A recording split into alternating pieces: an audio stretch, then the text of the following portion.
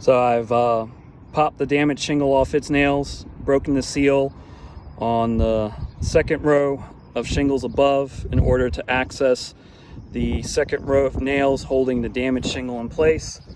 Now going to proceed to pop the undamaged shingle off its nails so I can then pop the damaged shingle out of place.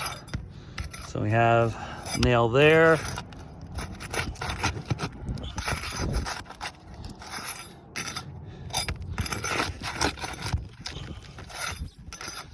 That's popped off. That one's popped off. We have 3 nails there.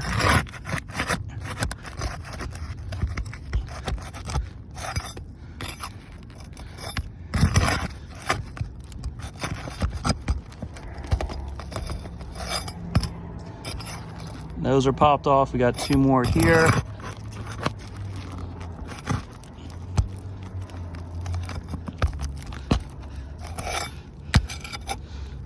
Those are popped. 1, 2, 3. So that should be all of the nails. And see that the damaged shingle is still held in place because the nail above still has it held in place. We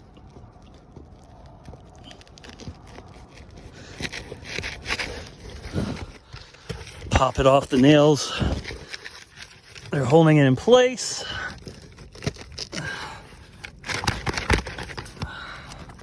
Let's see what we get. You can see there we have pieces of shingle left.